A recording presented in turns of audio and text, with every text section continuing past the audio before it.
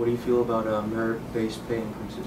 Merit-based pay increases work only if you have very good supervisory programs in the schools so that teachers get evaluated in a fair and open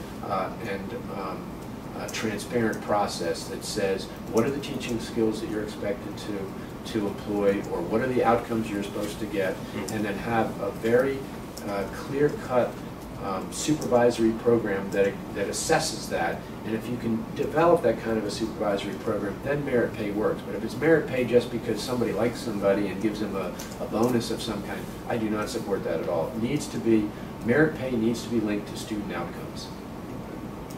And still on the topic of education, you recently named Dr. Frank Esposito, interim dean at King University, as your running mate for lieutenant governor.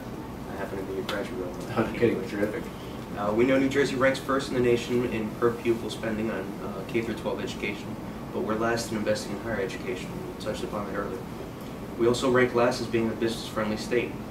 How will you and your team keep and attract big business back to the Garden State, and how will that reduce the burden and improve our colleges and universities? Well, first let me say that Dr. Frank Esposito, my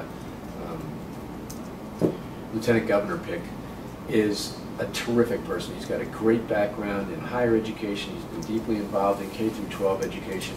I think he's the very kind of person we need, that I've talked about attracting the best and the brightest into government without regard to political party or special interests or the next election or whatever. Frank is a terrific person, and I think he will add a lot not only to the ticket, but he will add a lot to the state of New Jersey with his great focus and background.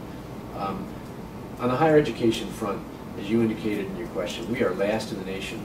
We are the only state in the United States that has disinvested in higher education in the last decade. We're actually giving fewer dollars, not lower percentage, but fewer dollars to higher education in this fiscal year than we did in the year 2000. So what does that mean? That means we're sending a signal to people, kids, who are going through high school, we don't care that much about higher education. We're sending a message to pharmaceutical research facilities and to high-tech programs and others that we're not willing to make the kind of investment we need to. Now there's obviously this isn't true all over the state. There's New Brunswick, for example, is doing a wonderful job in working together between Rutgers and the New Brunswick and the hospitals there and some others. But as a whole, our higher education system has taken a back seat to all kinds of other priorities of legislators and governors. And we've got to turn that around, because that kind of investment is directly linked to our ability to attract jobs, to attract businesses into New Jersey, and most importantly, to keep our kids here.